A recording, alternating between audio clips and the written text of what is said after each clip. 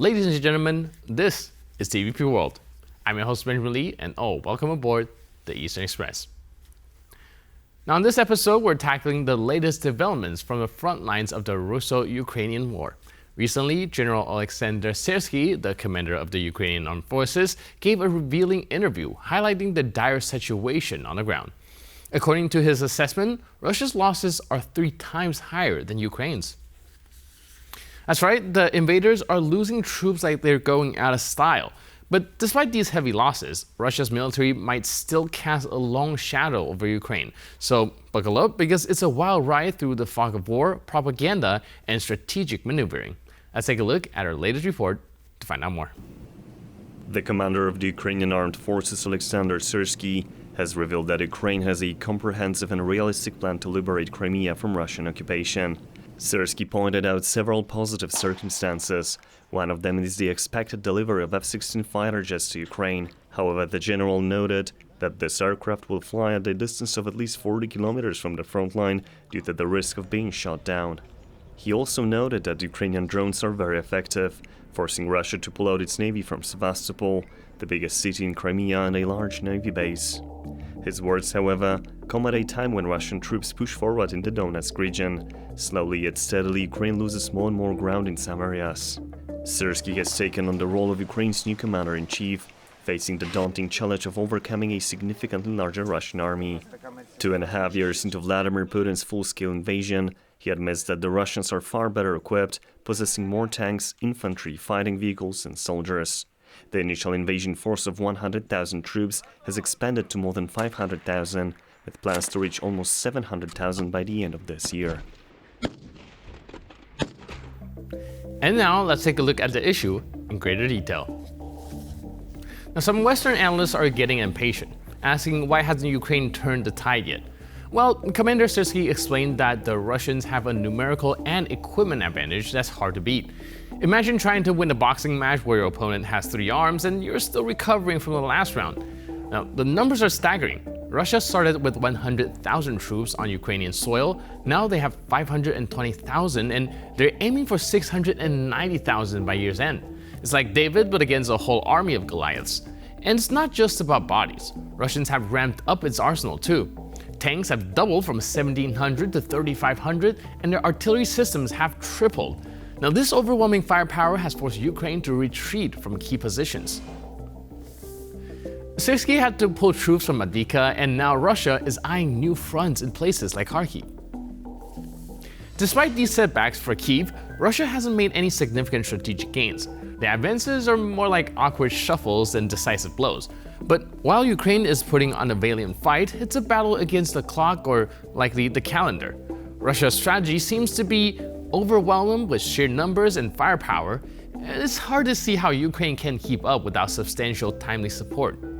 Enter the much-anticipated F-16 fighter jets from the West. Syrskyy, with a twinkle of hope, hinted at their imminent arrival, but he couldn't reveal the exact date. Meanwhile, the human cost of this conflict is immense. Syrskyy noted that Ukrainian losses, while lower than Russia's, are still heart-wrenchingly high. President Zelensky had previously mentioned 31,000 Ukrainian soldiers killed, a figure Syrskyy refrained from updating, citing operational security. This war isn't just fought with bullets and bombs, but above all with the lives of countless soldiers and civilians caught in the crossfire. Mobilization efforts are crucial, as Syrskyy emphasized, and Ukraine is calling on all its citizens to fulfill their constitutional duty. Even Ukrainians abroad are being rallied to join a special legion training in Poland. It's a national call to arms, a plea for unity in the face of overwhelming odds. But here's the reality check. This is a long, grueling conflict. Russia's manpower and resources give it a significant edge in a war of attrition. So, where does this leave us? Well, it's a stark reminder that wars aren't won by bravery alone. Strategy, resources, and international alliances play pivotal roles. The Ukrainian spirit is unbreakable, but they do need more than just resilience to push back against the Russian juggernaut. And now, here to shed more light on the issue is Gary Tabak, former Chief of Staff of the NATO Military Liaison Mission in Moscow, and Andreas Umland, analyst at the Swedish Institute for International Affairs. Hello guys, and welcome to Eastern Express. Good to be here. So, Thanks guys, for we are again looking at the situation in Ukraine, and of course, Ukraine is still being outmanned and outgunned. And recently, there's even information about a potential possible Russian offensive on the Zaporizhia region. Can you tell us something about the latest update in the front line, Gary? Well, yeah, of course, I don't know. I don't have the information of the entire front or all the details because I'm not privy to this information, nor do I think anyone else. But what my friends from the front are telling me that there is a large, again, concentration of Russian forces in the Kharkiv region, their aviation there, long-range Russian bombers that are being collected there, and it continues to be that Russians are bombarding civilian objects deep inside of Ukraine, in Kiev and other cities. There's a lot of damage, and yet there's not that much help from the West. Basically, Ukrainians are in a constant starvation of weapons, modern weaponry, and rounds, and artillery shells, and so forth. So even though our Congress, United States Congress, has passed the law of assistance to Ukraine, there's $61 billion, which is about $8 billion for military assistance to Ukraine. And also there's about now almost $6 billion in miscalculations in the money that wasn't given to Ukraine in the previous times from the Pentagon. Yet Ukraine so far has gotten only $1.2 billion, and it's halfway through the time. So by October, this law will expire, and the Ukraine will again, I don't know if it will get anything, and European partners are not pulling their own weight. I mean, the NATO, I think, they're exclusive, like Poland does and Baltic states but many other countries, the rich countries, they're not. They're not paying their dues into it. So Ukrainians are in a dire situation. Right, Mr. Umland, can you help us understand what is actually going on? Because we keep hearing about these extensive support packages coming from the U.S., for example, the $61 billion package that Gary was talking about, and we heard the G7 also pledge a bunch of money, the Western nations also a couple million packages at a time, all being passed. But from what I heard, there's only really about $1 billion really reaching the front line. Where's the disconnect?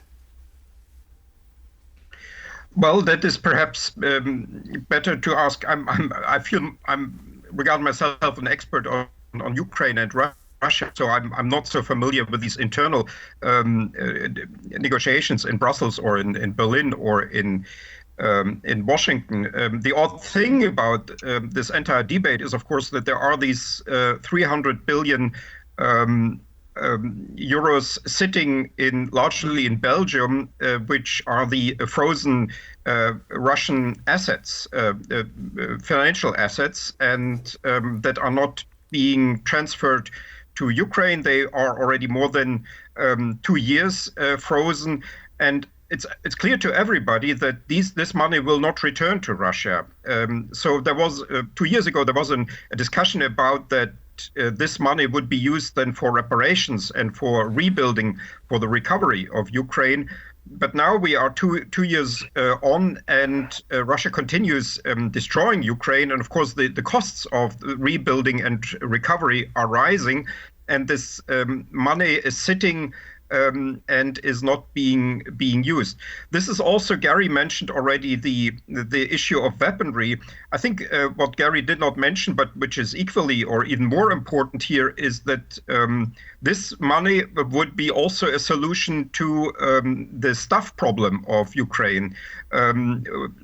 People forget that Ukraine still has a lot of men who are not serving on the front line.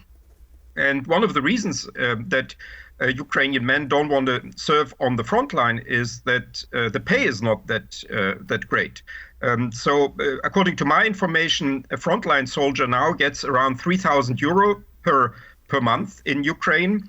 And that is not bad. By Ukrainian standards, that would have been regarded a great salary in civilian times, in civilian conditions.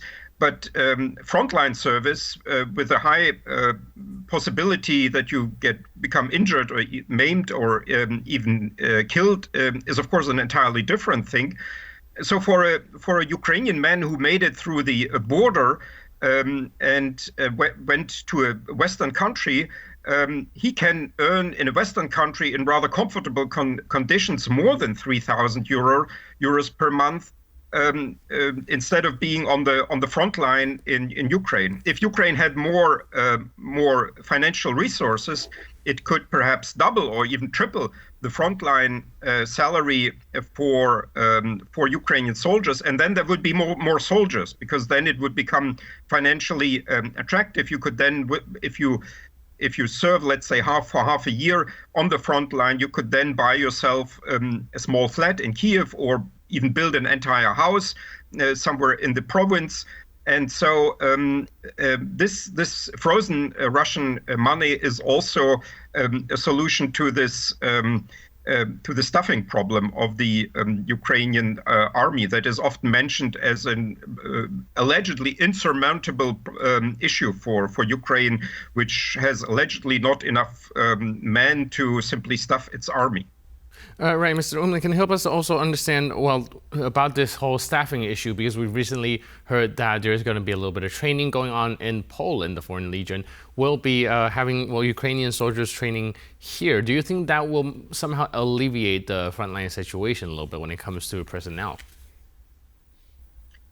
Yes, all of that is, of course, to be welcomed, and I think this is now more and more crystallizing the stuffing issue and the training issue and the preparation of the soldiers for the frontline service as the major problem. The supply of weaponry and ammunition is, of course, also something important, but there seems to be largely consensus in the West that this has to be resolved somehow. When and how it will be resolved is an issue, and Gary rightly mentioned that as an open issue.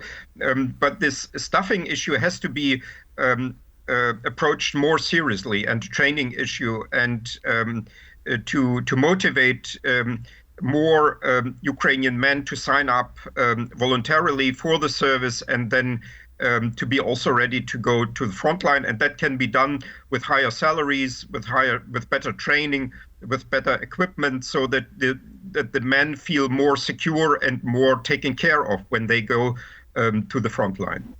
Right. Gary, we are hearing that Ukraine is being outmanned and outgunned, and it's not something that's new. It's been going on ever since the onset of the war. But a while back, we did see Ukraine was able to push back a little bit with their counteroffensive effort. What happened back then? What changed? And is it possible for Ukraine to ever push back again with the lack of personnel and ammunition? Well, that was exactly the problem, is that once the Ukrainians started to push back and the Russians were on the run, we cut off the supply of weaponry, of rounds to Ukrainians. So they just simply ran out of the ammunition. They ran out of the military equipment that is necessary to continue to keep the acceleration of the advance. So they stopped, and then the winter came and gave Russians time to regroup, to fortify themselves, to straighten out the front line, to mine themselves with 20-mile deep minefields. And then what? And then the Ukrainians kept waiting and waiting and waiting, and there were promises after promises that there's going to be F-16s, there are going to be more armor, there are going to be more rounds, there's a Czech initiative, there's artillery initiative, there is Air Force initiatives. All those initiatives were all these 50-some countries committing funds, but not delivering them. So it was a war of promises that the Western world never delivered on, and the Ukrainians are being destroyed, bombarded every day. Children's hospitals, civilian institutions, buildings with the civilians, and so besides the military. And yet, still, nothing's being, where the F-16s? Spring, winter, fall, summer, spring, now summer again. It's been going on for almost 3 years that the whole nation is being destroyed, and the West reaction is very, very weak. And it, of course, feeds Putin's desire and his appetite. And, I witnessed today, yesterday, Prime Minister Netanyahu of Israel was addressing our Congress. And there was a huge protest, burning American flag, raising Palestinian flag, demanding it. Nothing about Ukraine. There are no protests for Ukraine against Russia. There are no campuses that are being set on fire. It's all about Palestine.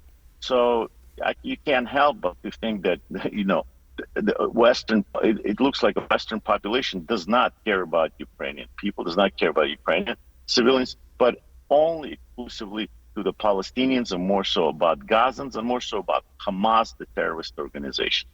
So I think there's something wrong with journalism in the world, and with the left ideology, with this what we call woke ideology. So, you start wondering, does anybody really care about Ukraine? It's been too long. It's been too long that they've been bleeding. Right. Well, we have a little bit of time before we go, Mr. Umland. Can you help us conclude that? Do you think there's any messaging that we can do on our part to share more awareness on the situation? I think what always needs to be remembered is that this is not about Ukraine. The, so to say, problem for the west of Ukraine really is that Ukraine is an ordinary member of the United Nations. It's a non-nuclear weapon state. It's just similar to any other country in the world. And if Russia gets away with what it is doing to Ukraine now, destroying this UN member and taking simply territories out of it and annexing it to its own territory, well, then the question is, why wouldn't other countries around the world, in Latin America, in Africa, in Asia, not do the same? And why would other countries, also weaker countries around the world, continue trusting in international law, international organizations, and international solidarity? If Ukraine is destroyed in this war, then we will live in a new world, not just in Eastern Europe, but the entire world will be a new world where everybody is for himself or herself. And then the UN, the Non-Proliferation Treaty, the various security arrangements that we have internationally are just void, and people will think about weapons of mass destruction to prevent a fate similar to that of Ukraine. Right. This is not just a fight for the Ukraine, but it's also for international norms and to prevent a world where might makes right. Thank you so much for all your updates, input, and insight. Really appreciate it. And thanks again for being with us on Eastern Express. Thank you, gentlemen. Thank you. And now we're moving on to the Eastern News Flash, a series of all the other stories from the East that you don't want to miss. The South Korean defense minister has disclosed that North Korea has supplied Russia with more than 5 million artillery shells. This significant transfer is intended to support Russia's ongoing invasion of Ukraine. South Korean Defense Minister Shin Won-sik highlighted that by mid-July this year, North Korea had dispatched millions of artillery shells to Russia. Pyongyang has also provided several short-range ballistic missiles in exchange for food, oil, and military technology from Russia. The minister emphasized that this arms transfer marks the beginning of a closer military relationship between Pyongyang and Moscow. He also noted that the cooperation between the two nations has accelerated since North Korean leader Kim Jong-un visited to Russia in September last year, when he met with President Vladimir Putin in Vladivostok. This development raises concerns about the potential for further military collaboration between North Korea and Russia, especially in light of the recently signed Mutual Assistance Treaty. The treaty allows for the open exchange of military equipment, including artillery shells and missiles, which was previously kept secret. The Moscow city government has announced a substantial financial incentive for newly recruited contract soldiers. Each new recruit will receive a one-time bonus of almost 2 million rubles, the equivalent of $21,000 upon enlistment.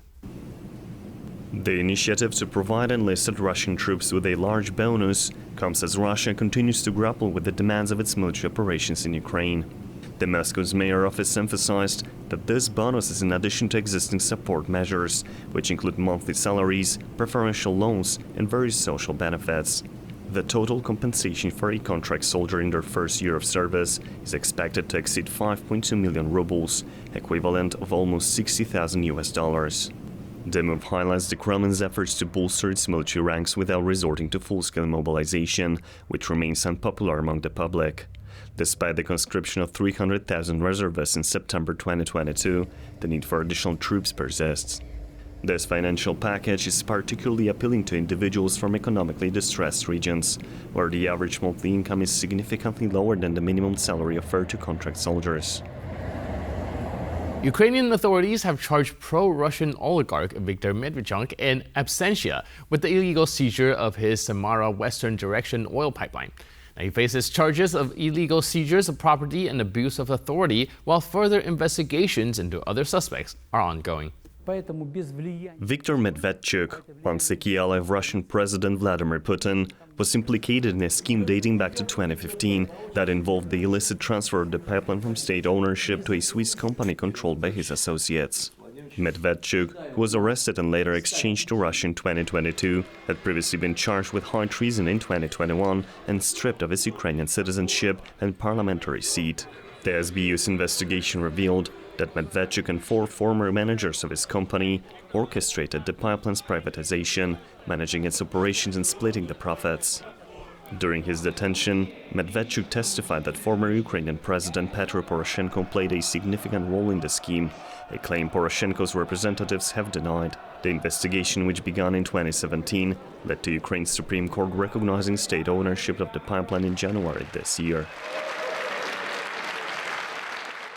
And that's all on this episode of Eastern Express. But for more news, update, and commentary, please stay tuned to TPP World.